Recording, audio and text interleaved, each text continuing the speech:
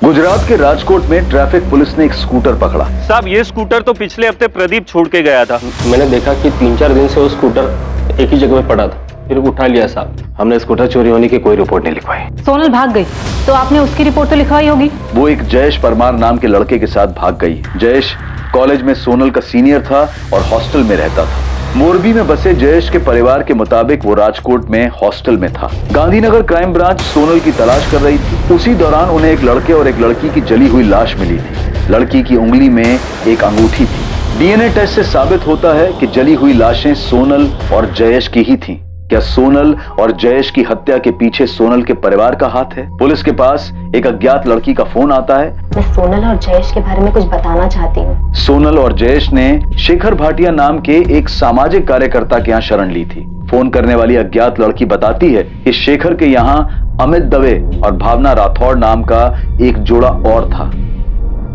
कौन था जिसने इस प्रेम कहानी को पूरा होने से पहले ही खत्म कर दिया था? सर, मुझे जिस लड़की का फोन आया था जो अपनी पहचान छुपा रही थी, उसने वो कॉल अहमदाबाद के किसी पीसीओ से किया था। उस लड़के ने यह भी बताया था ना कि जयेश और सोनल अहमदाबाद में। जी सर, और उसने ये भी बताया कि शेखर भाटिया नाम का एक सामाजिक कार्यकर्ता है जो घर से भागे हुए कपल्स की मदद करता है। सोनल और जयेश को रहने के लिए जगह भी शेखर भाटिया ने ही दिलवाई। सोनल, जयेश, आओ। अब ये शेखर भाटिया में बता सकता है कि अमित दवे और भावना राठौर कौन है, और अगर उन लोगों ने ही जयेश और सोनल को मारा था तो उनका मकसद क्या था? पारुल, शमशेर से कहो इस शेखर भाटिया का पता लगा।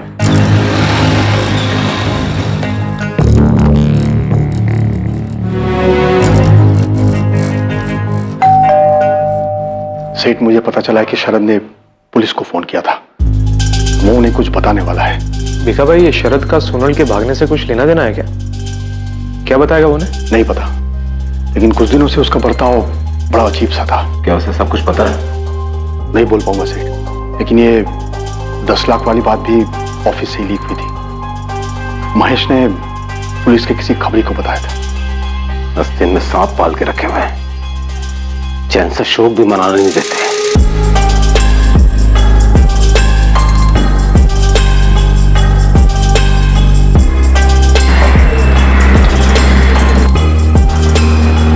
सर, मैं शरद राजपूत। डरो मत, अब तुम सेफ हो।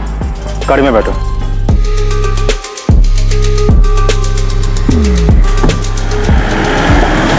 शेखर भाटिया? हाँ, फोटो फोन नंबर कुछ नहीं है, बस इतना जानते हैं कि अहमदाबाद में कहीं रहता है, जो घर से भागे हुए कपल्स की मदद करता है, जो अलग बिरादरी में शादी करना चाहते हैं। आप मुझे 24 घंटे का टाइम दो, इसकी कुंडली आपके सामने रख दूंगा। ये जयेश का दोस्त भरत राणा, इससे बात करो, अहमदाबाद में ही रहता है। ये दोनों सोनल और जयेश भी शेखर भाटिया के पास अहमदाबाद ही गए थे। किसी ने तो शेखर भाटिया के बारे में इनको बताया होगा।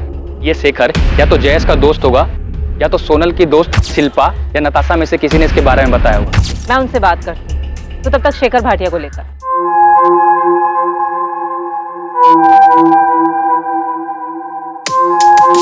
सोनल पटेल और जयेश परमार को अंदाजा भी नहीं था कि उनके घर से भागने के प्लान के अलावा एक और प्लान बना था जिसका उन्हें सामना करना था। वो प्लान, वो साजिश थी उनकी हत्या की। ये जाहिर था कि कोई उनकी मदद कर रहा था, लेकिन ये भी जाहिर था कि कोई उन्हें मारना चाहता था। कई साजिशें रची गई थी और पुरजोर कोशिश हो रही थी इन साजिशों को अंजाम तक पहुंचाने की। सोनल अपनी हदों को पार कर रही थी और मैंने उसकी मदद की थी सर, लेकिन मैं डर गया था जब मुझे पता चला कि किसी ने उन्हें मार डाला। सीधा और साफ बताओ, तुमने सोनल की क्या मदद की थी और किस बात के लिए उसे आगाह किया था? सर, सोनल मुझे राखी बांधती थी, भाई मानती थी मुझे वो। ये सब हम बाद में सुन लेंगे शरद, सीधे पॉइंट पे आओ। 17 अक्टूबर को सोनल ऑफिस आई थी, तब मैंने उसे 10 लाख रुपए चुराते हुए पकड़ लिया था।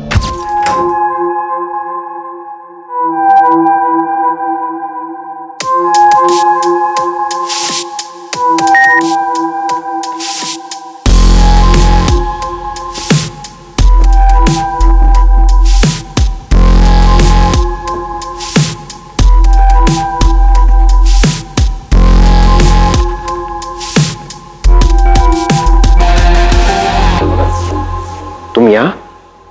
और सेठ जी, तुम्हारे पापा कहाँ हैं? भैया वो। और ये क्या कर रही हो तुम? भैया भैया प्लीज मेरी मदद कीजिए। किस चीज में? चोरी करने में? प्लीज, ये मेरी मजबूरी है। मैं अजय से शादी नहीं करना चाहती। क्या? क्यों? क्यों नहीं करना चाहती? मैं जयेश से प्यार करती हूँ। जयेश परमार मेरे कॉलेज में है। हम दोनों एक दूसरे से बहुत प्यार करते हैं। हम शादी करना चाहते हैं। उसी के लिए मुझे ये पैसे चाहिए भैया। प्लीज प्लीज मेरी मदद कीजिए। ये मेरी जिंदगी और खुशी का सवाल है भैया। मैं आपको राखी बांधती हूँ। आप बड़े भाई है मेरे। आप अपनी बहन के लिए इतना नहीं करेंगे? मैं उसके हालात समझ सकता था। अपने पापा के खिलाफ जाने के बाद सोनल के पास भागने के अलावा दूसरा रास्ता भी नहीं था। वरना वो उसे मार देते। यह तो मैं पक्का नहीं कह सकता सर, लेकिन सोनल ने मुझे बताया कि जयेश के बारे में उसने जब घर में बताया तब देवांग सेठ और सभी घर वालों ने जयेश के लिए मना कर दिया था। घर से भागने में तुमने सोनल की मदद की थी? मैंने बस इतनी मदद की कि मैंने किसी को नहीं बताया कि वो कब और कैसे भागने वाली, और उसी ने 10 लाख रुपए चुराए।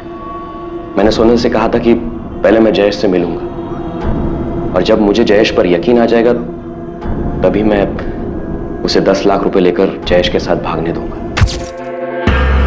भैया, मैं सोनल को हमेशा खुश रखूंगा। जयेश, तुम्हारे घर वालों को तुम्हारी इस प्लानिंग के बारे में पता है? नहीं, मैंने अभी तक किसी को कुछ नहीं बताया। जा कहाँ रहे हो तुम लोग?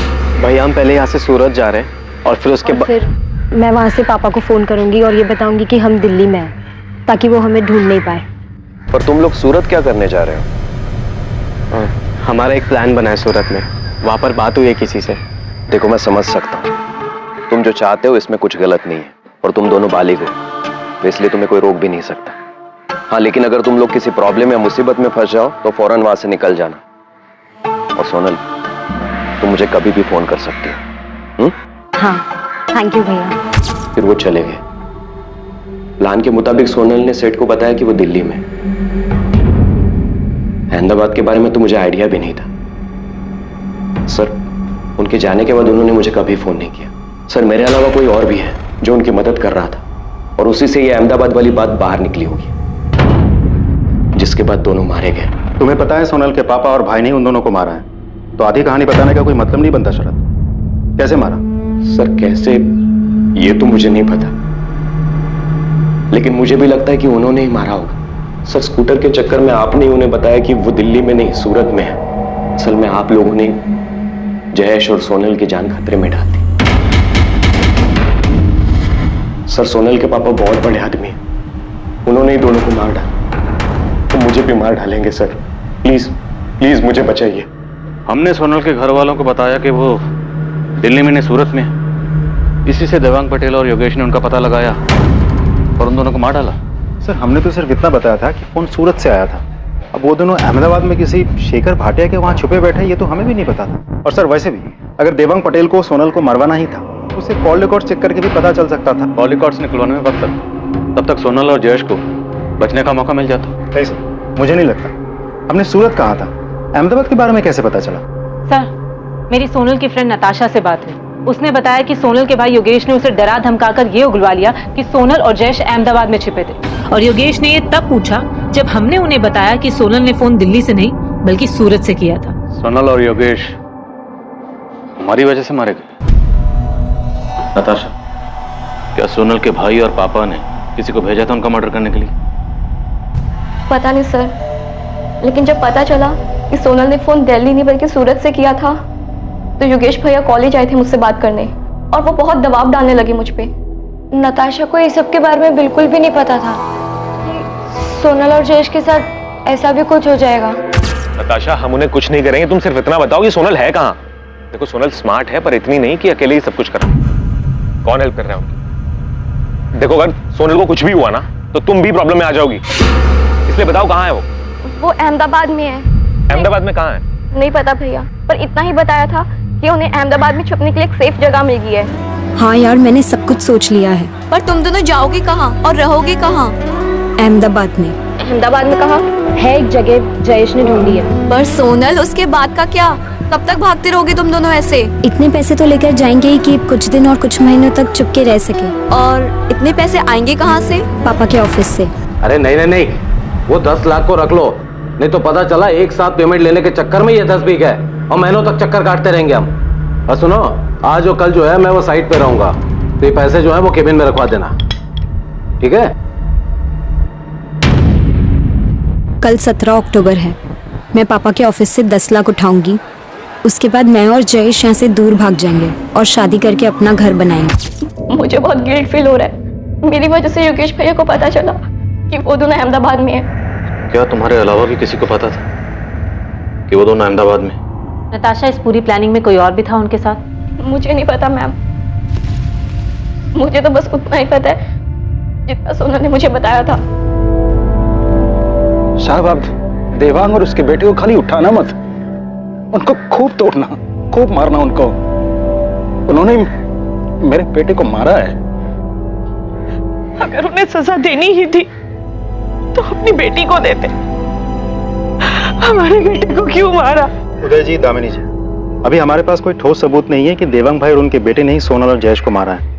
हम पूछताछ कर रहे हैं। अभी हमें सिर्फ इतना पता चला है कि सोनल और जयेश अहमदाबाद में कहाँ रहते थे।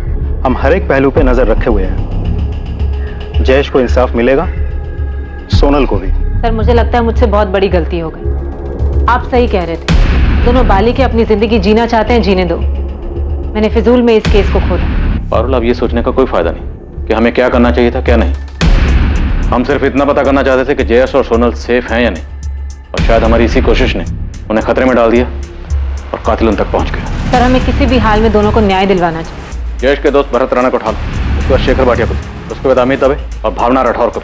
हमें असली कातिल तक पहुंचना है, और उन सब लोगों तक भी पहुंचना है जिन्होंने किसी भी तरह से सोनल और जयेश का कत्ल करने में कातिल की मदद की।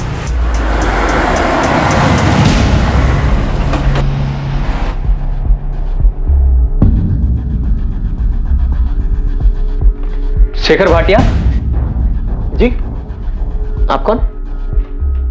शेखर जी, राजकोट में पुलिस आपको ढूंढ रही है। क्यों, किस लिए? सोनल पटेल और जयेश परमार के लिए। सोनल और जयेश? क्या हुआ उन दोनों को? उन दोनों का मर्डर हो चुका है। गांधीनगर में उन दोनों की जली हुई बॉडी मिली है। क्या? काश जयेश मेरे पास आया होता, काश उसने मुझे बताया होता कि मैं ऐसा कुछ करने के बारे में सोच रहा।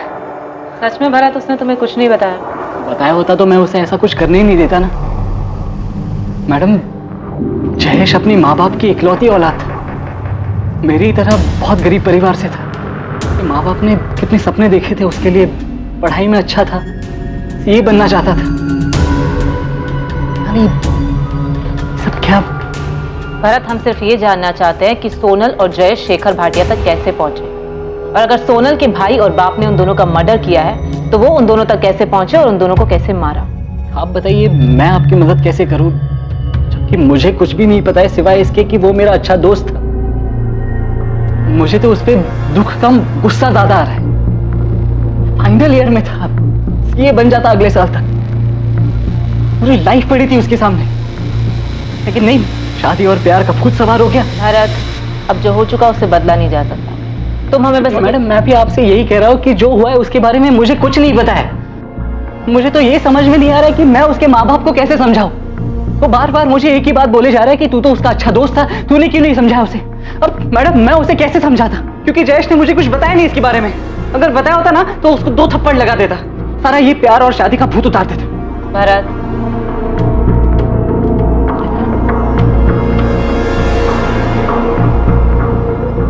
सॉरी मैडम,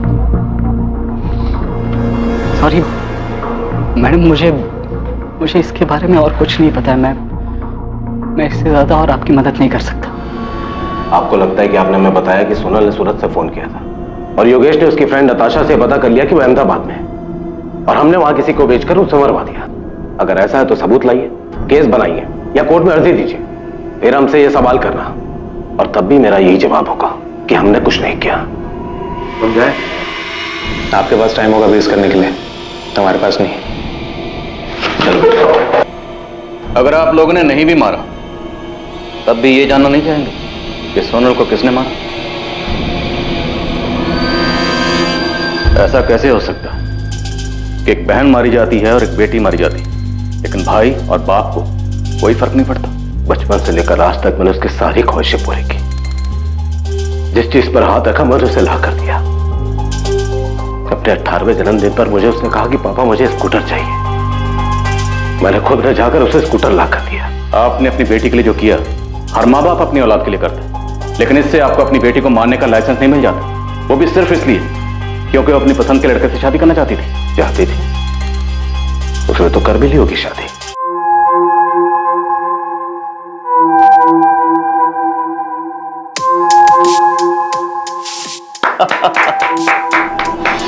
हम उसे सिर्फ इसलिए ढूंढ रहे थे ताकि उसे ये बोल सकें कि उसने जो कुछ किया है ठीक है। अब उसे हमसे ऐसे भागने की या छिपने की कोई जरूरत नहीं। और आप लोगों को लगता है कि मैं आप लोगों की इन बातों पे यकीन कर रहा हूं क्योंकि इसके अलावा आपके पास और कोई चॉइस नहीं है, वरना साबित करो कि सोनल और जयेश को हमने मारा है।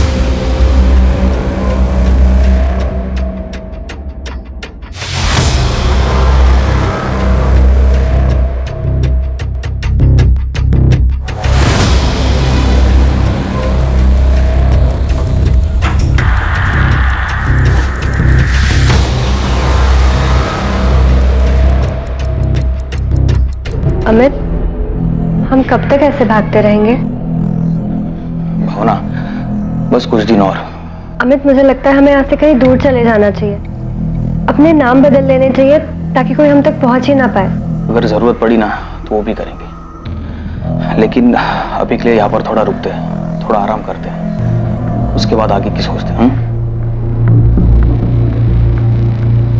आई एम सॉरी सर, मैं जानता हूँ आप लोग पुलिस ऑफिसर्स हैं और अपनी कार्यवाही कर रहे हैं, लेकिन मेरा काम यह है कि मेरे पास घर से भागे जो कपल्स आते हैं मैं उन्हें अपने यहाँ सुरक्षित रखूं और उन्हें गारंटी दूं कि उनकी डिटेल्स किसी को नहीं दी जाएगी। शेखर भाटिया, हमारे पास इंफॉर्मेशन है कि सोनल और जयेश का मर्डर अमित और भावना ने किया। मुमकिन है सोनल के पिता को पता चल गया होगा कि वो दोनों यहाँ हैं और उन्होंने अमित के जरिए दोनों का मर्डर करवा दिया। ये कैसी बात कर रहे हैं आप ऑफिसर? It's not possible. आपको समझना चाहिए कि अमित और भावना खुद अपने घर वालों से जान बचाकर छुपते हुए मेरे पास आए थे, तो वो अपने ही जैसे घर से भागे कपल ये सोनल और जयेश को क्यों मारेंगे? और सच्चाई ये है कि सोनल और जयेश खुद जान बचाकर मेरे पास आए थे।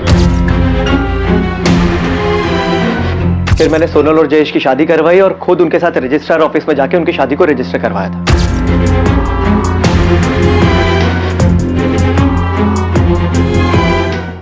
सर 19 अक्टूबर से 2 नवंबर पूरे 2 हफ्ते वो यहीं पर मेरे दिए रूम में रहे, और जब वो यहाँ से जाने लगे तो मैंने उनसे पूछा भी था कि क्या उन्हें पूरा यकीन है कि यहाँ से बाहर जाकर वो लोग सेफ रहेंगे, क्योंकि पता नहीं क्यों मुझे उनके लिए डर था। मेरी पापा से बात हुई है, वो जयेश से मिलना चाहते हैं। उन्हें हमारी शादी से कोई प्रॉब्लम नहीं है। भैया हम यही तो चाहते थे कि सोनल के घर वाले हमें एक्सेप्ट कर ले। सोनल के पापा का इतनी जल्दी तुम्हारे रिश्ते को एक्सेप्ट करना बहुत अजीब लग रहा है मुझे। भैया वो मेरे पापा हैं। बिल्कुल सोनल, वो तुम्हारे पापा हैं, इसीलिए कह रहा हूँ। मैंने बहुत से केसेस में देखा है कि देखो, मैं नहीं चाहता तुम दोनों के साथ कुछ भी ऊंच नीच हो। भैया मैं आपका डर समझ सकता हूँ, लेकिन आप चिंता मत करो, ऐसा कुछ भी नहीं होगा। आप हमें जाने दो, और आपने हमारे लिए जो कुछ भी किया है हम वो कभी नहीं भूल पाएंगे। हाँ भैया, और अब तो पापा और भैया दोनों मान गए हैं। वो जयेश का एक्सेप्ट करने के लिए तैयार है, तो हमें जाना चाहिए। मुझे डर था कि वो लोग गलती कर रहे हैं, फिर भी मैं उन्हें रोक नहीं पाया, और मेरा डर सच साबित हुआ। ये सोनल और जयेश का मैरिज सर्टिफिकेट है। मैं इसे सोनल के घर पे भेजने ही वाला था, लेकिन उससे पहले ही आपके आदमी ने आके मुझे बताया कि उन दोनों का मर्डर हो गया है। ऑफिसर, मुझे सोनल और जयेश के लिए बहुत बुरा लग रहा है कि मैंने उन दोनों को यहाँ से क्यों जाने दिया। सोनल और जयेश आपके पास कैसे आए थे? जयेश ने मुझे फोन किया था राजकोट से, शायद भागने से 1 हफ्ता पहले। अगर जयेश ने आपको फोन किया था तो जयेश के कॉल रिकॉर्ड में हमें आपका नंबर क्यों नहीं दिखा? सर जयेश ने बहुत जबरदस्त प्लानिंग की हुई थी, और मुझे पूरा यकीन है कि उसने मुझे मोबाइल से नहीं बल्कि पीसीओ से फोन किया हो। हमें कुछ दिनों के लिए छुपकर रहने के लिए एक जगह चाहिए थी, क्या आप हमारे लिए कुछ कर सकते हैं? जयेश कहाँ से बात कर रहे हो? जी सर, मैं राजकोट से बोल रहा हूँ। मैं और सोनल एक दूसरे से बहुत प्यार करते हैं और हम शादी करना चाहते हैं, लेकिन हमारी फैमिलीज हमारे अगेंस्ट है। क्या आप हमारी मदद कर सकते हैं सर? हाँ जयेश, मैं मदद कर सकता हूँ तुम्हारी, लेकिन उससे पहले तुम्हें मुझे अपनी उम्र बतानी होगी। सर हम दोनों बालिग हैं, मैं 21 साल का और सोनल 20 साल की है। जयेश सिर्फ बोलने से नहीं चलेगा, तुम्हें मुझे अपना एज प्रूफ देना होगा। तो तुम दोनों में से किसकी फैमिली अगेंस्ट है? मेरी। हम पहले सूरत गए, फिर वहां से सोनल ने अपने पापा को फोन किया। मैंने उनसे कहा कि मैं दिल्ली में हूँ। और जयेश तुम्हारी फैमिली? सर मेरी फैमिली को ऐसी कोई प्रॉब्लम नहीं है, वो लोग अगेंस्ट सिर्फ इसलिए क्योंकि सोनल की फैमिली ने मुझे रिजेक्ट कर दिया। मेरे पूछने का मतलब यह है कि तुमने क्या अपनी फैमिली को झूठ बोला है? उनके हिसाब से इस वक्त तुम कहाँ हो? सर मैंने उन्हें सच झूठ कुछ नहीं बताया। उनके हिसाब से मैं अभी हॉस्टल में हूँ, लेकिन कॉलेज में मैंने लीव एप्लीकेशन दिया। ठीक है, मैंने कल 11 बजे का टाइम ले लिया है रजिस्ट्रार ऑफिस में। कल तुम दोनों की शादी हो जाएगी। सर मैं पूरे यकीन से कह सकता हूँ कि उन दोनों को सोनल की फैमिली नहीं मारा है। क्योंकि मैंने ऐसे बहुत से केसेस में देखा है कि घर वाले लड़का लड़की को झूठ बोल के घर बुलाते हैं और उसके बाद उन्हें मार देते हैं। पर सोनल की अपनी फैमिली से बात कैसे हुई? क्योंकि सोनल के माँ बाप भाई बहन यहाँ तक कि उनके लैंडलाइन पर अहमदाबाद से ना कोई फोन आया न गया। उन दोनों के पास कोई फोन था? जी नहीं, मेरी जानकारी में तो नहीं। दरअसल सर, सोनल और जयेश इन दोनों ने बहुत जबरदस्त प्लानिंग की हुई।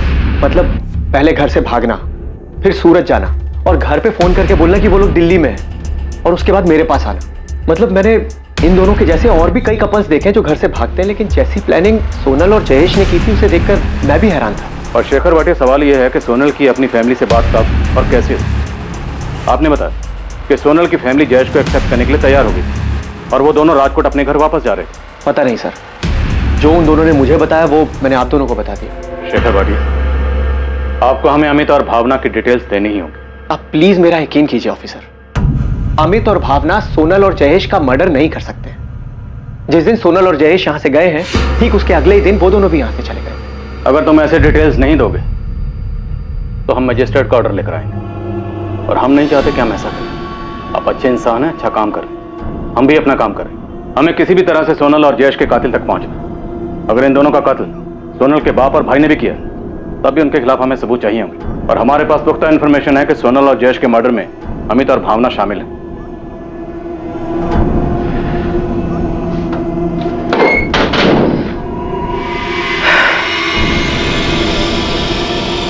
ये लीजिए, इसमें उन दोनों का भावनगर का एड्रेस है जहां उनकी फैमिलीज रहती है। लेकिन मेरी आप लोगों से रिक्वेस्ट है कि प्लीज इन दोनों के बारे में इनकी फैमिलीज को नहीं पता चलना चाहिए, वरना इनके साथ भी वही होगा जो सोनल और जयेश के साथ हुआ। सर, राजकोट में बैठे जयेश को शेखर भाटिया के बारे में कैसे पता चला कि उनकी मदद कर सकता है? इस शेखर भाटिया की ना कोई वेबसाइट है, ना ऑफिस है, ना कोई प्रचार है। फिर कोई तो था जो उनकी मदद कर रहा था।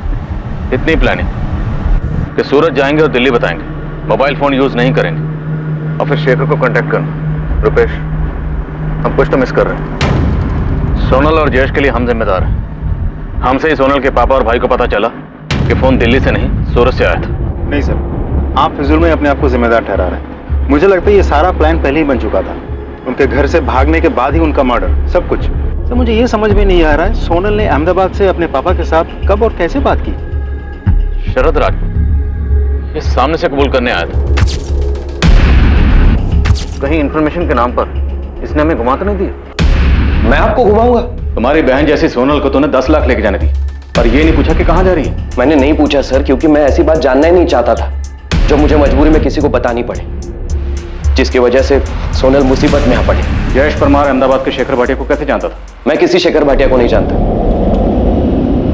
शेखर भाटिया ये कौन है? तुम्हारे जैसे घर से भागने वालों की मदद करते हैं। शादी, मैरिज सर्टिफिकेट से लेकर चुप कर रहने की जगह तक का इंतजाम कर देगा। फोन कर देना इसे। नहीं मैम, मैं किसी शेखर भाटिया को नहीं जानती। मैम, मुझे भी नहीं पता कि ये कौन है। राजकोट में कोई है जिसने सोनल और जयेश की मदद की हो, जिसने उनका अहमदाबाद में शेखर भाटिया से कांटेक्ट करवाया हो? मैम, वो एक्चुअली सोनल अपनी भाभी प्रिया से बहुत क्लोज थी और वो उनसे सब शेयर करती थी। माँ, चाय। और मैम, हो सकता है कि प्रिया भाभी ने उसकी हेल्प की हो। हाँ मैम, पॉसिबल है कि मुझसे पता लगाने के बाद कि सोनल अहमदाबाद में है, योगेश भैया ने प्रिया भाभी से भी पूछा हो। सोनल कहाँ है प्रिया? मुझे नहीं पता, उसने मुझे कुछ बताया भी नहीं था और मुझे नहीं पता था वो इस तरह से घर छोड़ के भागने वाली है। अगर तुमने उसकी मदद की है तो इसमें कुछ गलत नहीं है, बस हमें अब उसे घर वापस ले आना चाहिए। तुम देख ही रही हो, मैं और पापा जयेश को एक्सेप्ट करने के लिए रेडी हैं। बोलो प्रिया, कहाँ है सोनल?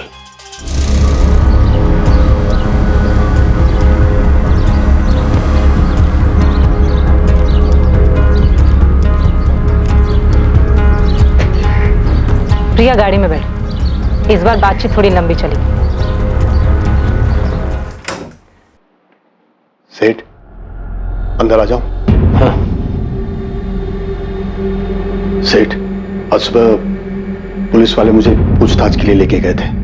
36 तरीके से 36 सवाल पूछा उन्होंने। ये भी पूछा कि आपके और योगेश के पास कोई दूसरा नंबर है क्या।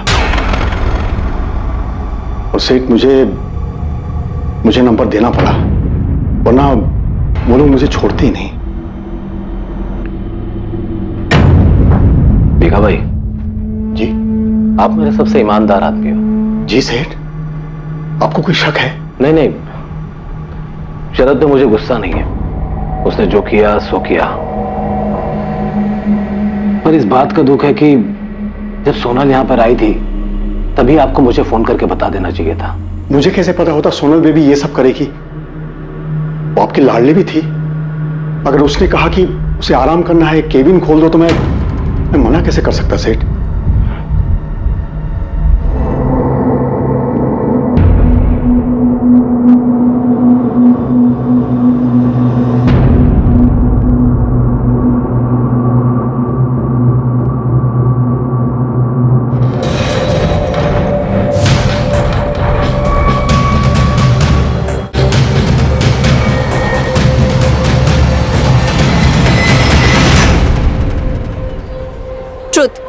Truth, dare. Oh dare. तुझे वो जो रेड चेक शर्ट में लड़का दिख रहा है, तुझे उसके टेबल पर जाना है। वहाँ पर जाकर उसकी कोल्ड ड्रिंक पीनी है, समोसा खाना है, उसका नाम और फोन नंबर लेकर आना है, फिर वापस यहाँ आकर उसको फोन करना है। ये कोई डेयर नहीं है, ये तो एक पूरा चैप्टर है। बस सोनल रहने दे, हमें पता था कि एक तो तू खुद डेयर लेगी, फिर तुझे कुछ नहीं होगा। ठीक है, ये भी कर लेती हूँ। Let's see.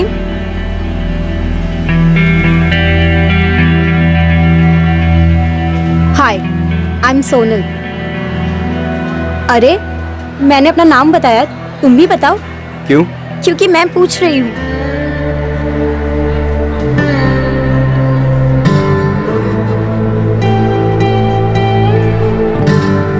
एक्सक्यूज मी, क्या चल रहा है ये सब? समोसा तो बहुत टेस्टी है।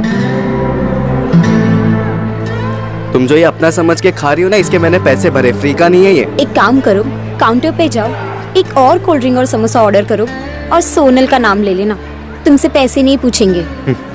थैंक यू, बट नहीं चाहिए। तुम ये भी खा लो और ये भी पी लो। अरे अब हेलो, अब तक तो बेसिक इंट्रो भी नहीं हुआ, अपना नाम तो बताओ। क्यों बताऊं मैं तुम्हें अपना नाम? कौन हो तुम? अभी तो अंदर बताया, मेरा नाम सोनल है। अच्छा, एक्चुअली ना मुझे ना डेयर मिली थी, प्लीज अपना नाम और नंबर दे दो, वरना मेरी दोस्त ना मेरा जीना मुश्किल कर देंगे। मैं ना ही तुमको अपना नाम बता रहा हूँ और ना ही मैं तुमको अपना नंबर दूंगा। अरे प्लीज टेंशन मत लो, मैं तुम्हें क्रेडिट कार्ड बेचने के लिए फोन नहीं करूंगी, दे दो ना नंबर।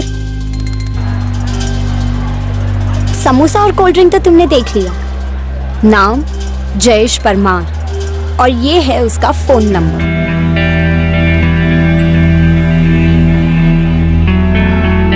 हाय hi bye.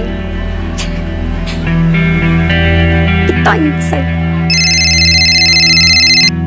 Hello hi hello.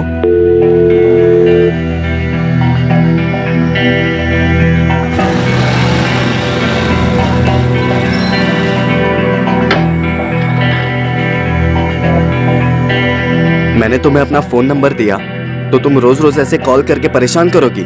मैं तो सिर्फ हाय बोलने के लिए कॉल करती हूँ, अब तुम्हें हाय बोलना भी परेशानी लगती है? नहीं, पर हाय बोल के कॉल काट क्यों देती हो? क्योंकि मुझे सिर्फ उतना ही बोलना होता है।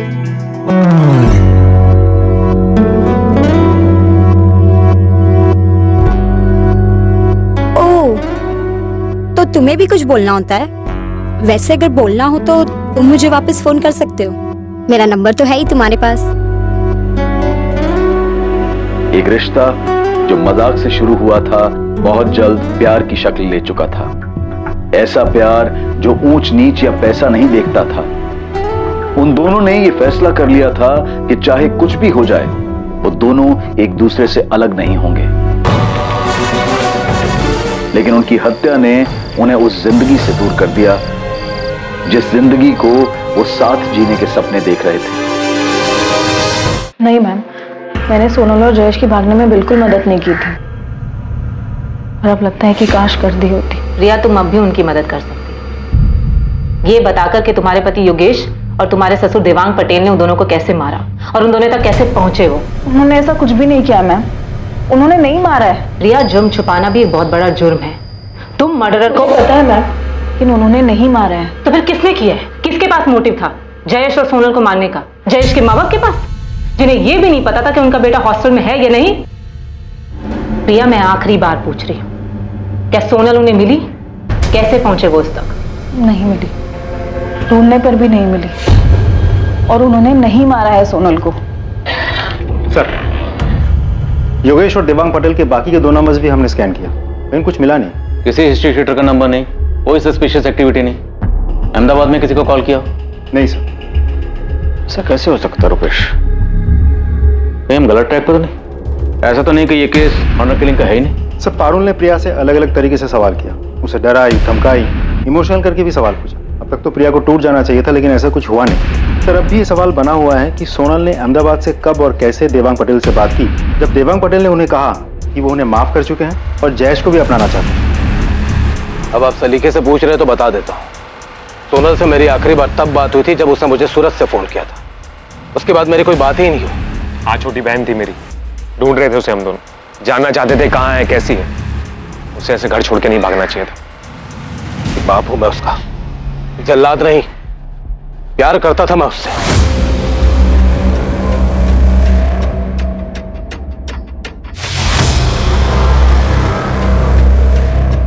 सर, शमशेर का फोन आया था। उसने भावनगर में अमित के किसी दोस्त के जरिए अमित दवे और भावना राठौर का पता लगा लिया है। कहाँ है वो दोनों? अहमदाबाद के किसी लॉज में छुपे बैठे हैं। क्या सोनल और जयेश की हत्या वाकई इतनी सफाई से की गई थी कि पुलिस को उनके हत्यारे के खिलाफ कोई सबूत नहीं मिलने वाला था? क्या अमित और भावना इस हत्याकांड की सच्चाई को रोशनी में लाने वाले थे? क्या उन दोनों ने ही सोनल और जयेश के कत्ल की साजिश रची थी? सर, हम दोनों बालिग हैं और हमने अपनी मर्जी से शादी की है। सर, आप अगर हमें हमारे घर वालों के पास भेज देंगे तो वो हमें पक्का मार देंगे। तो खुद को बचाने के लिए तुम लोगों ने सोनल और जयेश को मारा, ताकि जब जली हुई लाशें मिले तो सबको यही लगे कि तुम लोग मर गए और उसके बाद तुम लोग आजाद हो जाओ। यही प्लान बनाया था ना तुम दोनों ने? ये आपको किसने बताया? ये छोड़, आगे बोल। ये आपको राशि ने बताया? जिसने भी बताया हो, प्लान तो तुम्हारा ही था ना? सर, आप उस राशि की बातों में आ गए। हम ऐसा क्यों करेंगे? बेचारे सोनल और जयेश भी हमारी तरफ अपने पापा के डर से अपने घर से ही भागे हुए थे सर। और हम सब, यहाँ तक कि राशि और उसके हस्बैंड रौनक भी शेखर भैया के घर पे अहमदाबाद में छुपे हुए थे, और हम सब ने साथ में मिलकर बहुत अच्छा टाइम बिताया सर। हम क्यों मारेंगे सोनल और जयेश को? उनकी तो नई नई शादी हुई थी, हमारी तरह वो भी बहुत खुश थे और हम सब अच्छे दोस्त बन गए थे। और सर, मुझे मालूम है आपको ये राशि नहीं बताया, क्योंकि मैंने राशि को बताया था। तो खुद को बचाने के लिए किसी को भी मार दोगे? ऐसा मैं नहीं, अमित कह रहा था। अरे यार, मैं तो मजाक कर रहा था यार। देखो, हम सबकी हालत क्या है, हम ऐसा क्या करें कि हमारे घर वाले हमारा पीछा करना छोड़ दें। तो बस मैं ऐसे ही फालतू की आइडियाज फेंक रहा था यार। और मैंने कहीं पे देखा हुआ था कि 2 लोगों की लाश मिलती है और लोग उन्हें किसी और की समझ लेते हैं। तो तुमने सोचा तुम किन्हीं 2 लोगों को मार दोगे और तुम्हारे घर वाले सोचेंगे कि तुम और भावना मर गए। अरे यार, वो तो मैंने ऐसे ही बोला था यार। क्या मैं सच में ऐसा करूंगा? सर, मैंने ऐसे ही बोला था उसको, लेकिन राशि ने कुछ ज्यादा ही सोच लिया था। इसलिए आप लोगों को उसने बोला कि हमने सोनल और जयेश को। सर, सोनल और जयेश के मर्डर के बाद तो हम खुद डर गए थे। जैसे ही हमने नेट पे पढ़ा उनके मर्डर के बारे में, हमने अगले ही दिन शेखर भैया का रूम छोड़ दिया। फोन है तुम दोनों के पास? हाँ सर, हमने अहमदाबाद से प्रीपेड सिम कार्ड खरीदे थे। दोनों अपना नंबर दो। शेखर भाटिया, जिसने तुम लोगों को छुपने की जगह दी थी, उसने हमें बताया कि सोनल की अपने पापा से बात हुई थी। सोनल के पेरेंट्स जयेश को एक्सेप्ट करने के लिए राजी थे, इसलिए सोनल और जयेश राजकोट वापस जा रहे थे। जिस दिन उन दोनों का मर्डर हुआ उस दिन तुम दोनों वहीं थे। तुम लोग क्या जानते हो इस बारे में? सर, जहाँ तक मुझे पता है सोनल की अपने पापा से कोई बात नहीं हुई थी। तुम्हें पता है कि सोनल कहाँ जा रही थी? सर, मैं और अमित तब शेखर भैया के रूम पे ही रह रहे थे जब सोनल और जयेश वहां से गए। सोनल बता रही थी कि वो गांधीनगर शिफ्ट हो रहे हैं। एरिया का तो अभी पता नहीं, लेकिन गांधीनगर में कहीं लेंगे घर। अच्छा, अपना खुद का? खुद का तो अभी नहीं, देख रहे अभी फिलहाल रेंट पे, शायद बात चल रही है बस। गुड यार, all the best Sonal. Thanks यार, बस एक बार घर ले ले और सब कुछ सेट कर ले, फिर मैं तुम्हें फोन करती हूँ। आना तुम दोनों। बिल्कुल, पक्का आएंगे। सोनल और जयेश गांधीनगर में घर रेंट पे ले रहे थे। हाँ सर। कौन दिलवा रहा था? पता नहीं सर, सोनल और जयेश ज्यादा कुछ बताते नहीं थे। पर कोई तो था जो उन्हें वहाँ घर दिलवा रहा था। क्या? गांधीनगर में घर रेंट पे? मतलब वो राजकोट जा ही नहीं रहे थे? जी शेखर जी, ये अमित और भावना से अभी अभी हमें पता चला है। इसका मतलब उन दोनों ने मुझसे भी झूठ बोला। पर क्यों? शेखर जी, क्या आप हमें बता सकते हैं कि वो कौन है जो उन्हें गांधीनगर में घर दिलवा रहा था? नहीं सर, इस बारे में तो मुझे कोई आइडिया नहीं है। बल्कि अगर मुझे पहले से पता होता तो मैं खुद वहां जाकर चेक करता कि वहां सब ठीक है कि नहीं। उन्हें इस तरह से अपनी जिंदगी खतरे में नहीं डालने देता सर। एक मिनट भावना, तुमने अभी कहा कि वो गांधीनगर में शिफ्ट करने के बाद तुम्हें कॉल करने वाली थी। बस एक बार घर ले ले और सब कुछ सेट कर ले, फिर मैं तुम्हें फोन करती। हाँ, उसने कहा था वो कॉल करेगी। और अगले दिन 3 नवंबर को जब हम शेखर भैया का रूम छोड़ के जा रहे थे, मैंने उसे कॉल भी किया था, पर उसका फोन स्विच ऑफ आ रहा था। और अगले दिन पता चला कि उन दोनों का मर्डर हो गया। सोनल का फोन स्विच ऑफ आ रहा था? सोनल के पास फोन था? सोनल और जयेश दोनों अपना फोन राजकोट में ही छोड़कर गए थे? नहीं सर, फोन था। वो दोनों एक ही फोन यूज कर रहे थे। सोनल और जयेश का अहमदाबाद का फोन नंबर पुलिस को एक बड़ी सफलता दिलाने वाला था।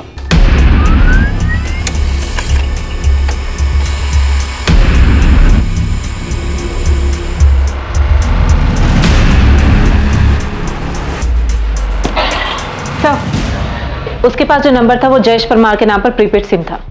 कॉल रिकॉर्ड से कुछ detail? Yes sir, last page पर है।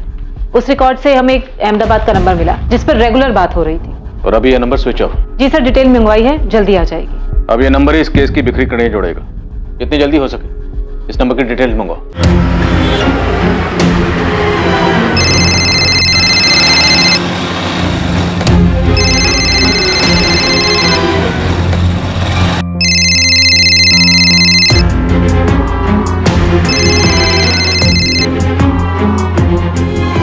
भरत राणा, तेरी सब इंस्पेक्टर रुपेश से फोन पे बात हुई। उसके बाद तू मुझसे भी मिला था। हाँ, वो जयेश के बारे में ना। फिर तूने हमें ये क्यों नहीं बताया कि जयेश ने अहमदाबाद आने के बाद अपने और सोनल के लिए एक प्रीपेड नंबर लिया था और तेरे पास भी अहमदाबाद का दूसरा नंबर था जिससे तू हर रोज जयेश से बात करता था। तुझे क्या लगा हम यहाँ तक पहुंच नहीं पाएंगे? पर हम पहुंच गए। अब तू सोच कि तू कहां पहुंचेगा।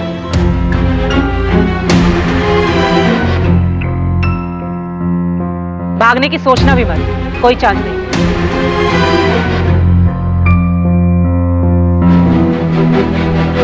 एक्टिविस्ट ये तुम्हारे जैसे घर से भागने वालों की मदद करते हैं। ये शादी, मैरिज सर्टिफिकेट से लेकर छुप कर रहने की जगह तक का इंतजाम कर देगा। फोन कर लेना इसे। Thank you Bharat. अबे थैंक यू क्यों बोल रहा है? बचपन का दोस्त हूं मैं तेरा, तेरे काम नहीं आऊंगा।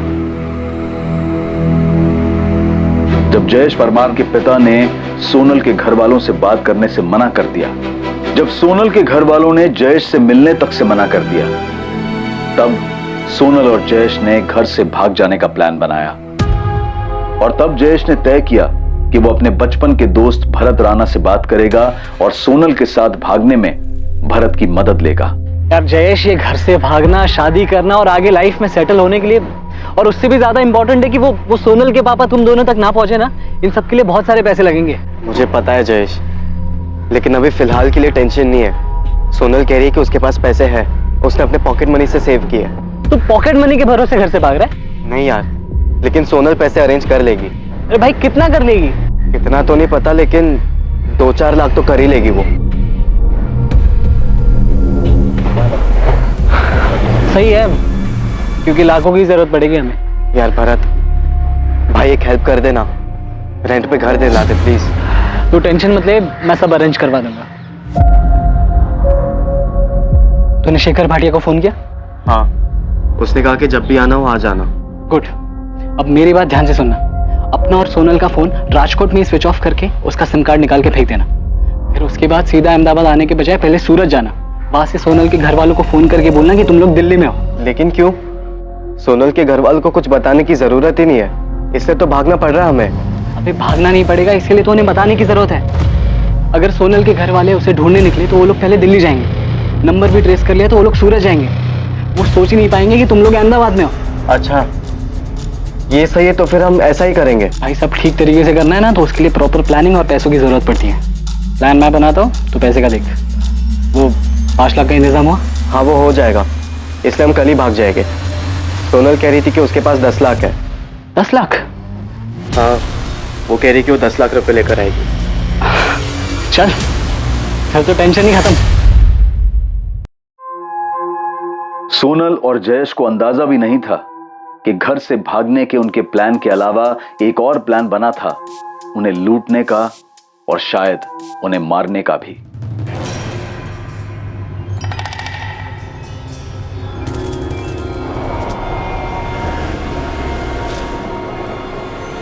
भरत, ये तो हमें कहाँ ले आया है? यहाँ पर मुझे कोई भी घर दिखाई नहीं दे रहा है। कैसे नहीं दिखाई दे रहा? कितना बड़ा घर है देख। यहाँ पे सिर्फ तुम दोनों ही रहोगे और कोई नहीं आएगा यहाँ।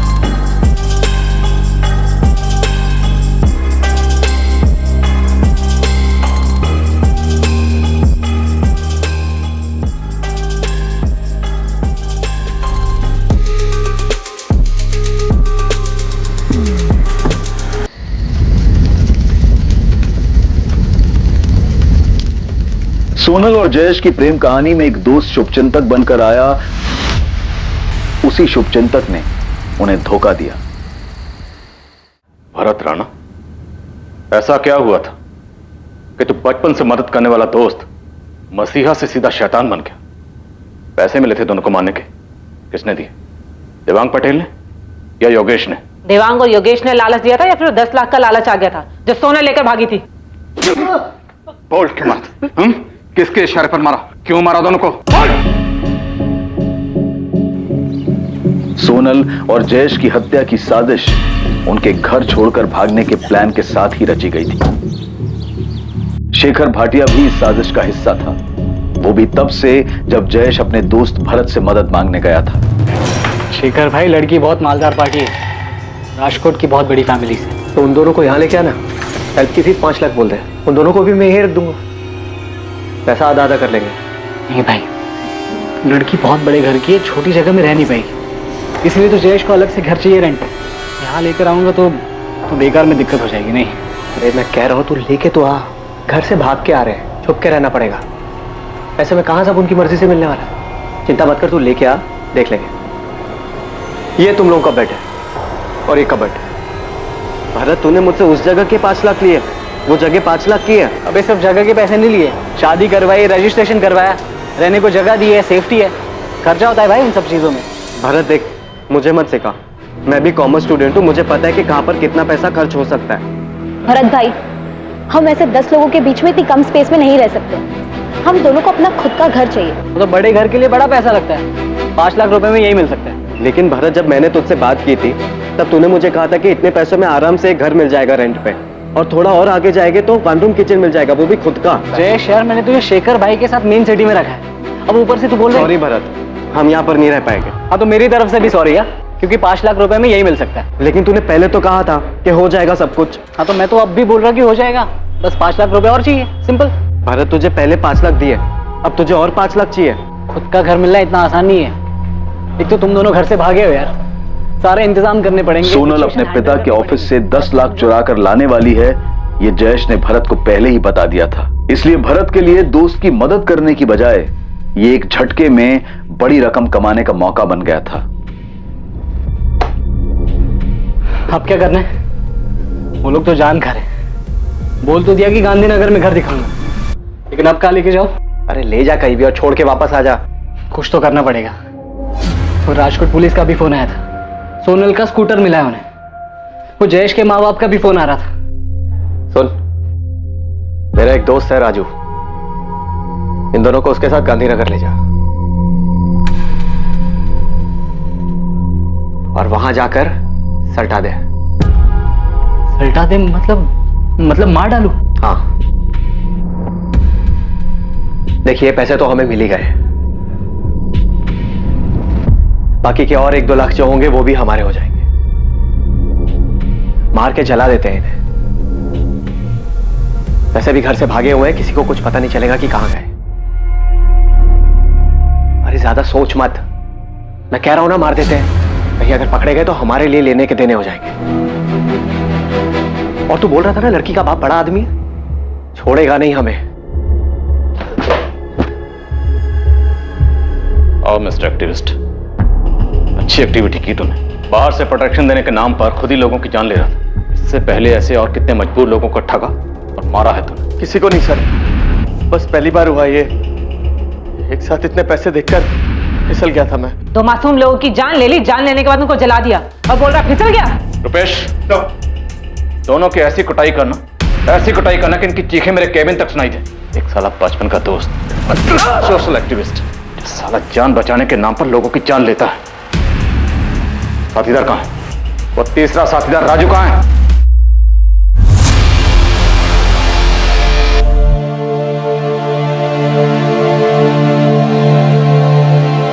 इस प्रेम कहानी में प्रेमियों का घर से भाग जाना तो था, पर ऑनर किलिंग यानी कि सम्मान के लिए की गई हत्या जैसा कुछ भी नहीं था। 2 युवा प्रेमियों के परिवार वाले उनके घर से भाग जाने की प्लानिंग से अनजान थे इस बात से कि एक दोस्त ने पैसों के लालच में उनके बच्चों को मारने का प्लान बनाया था।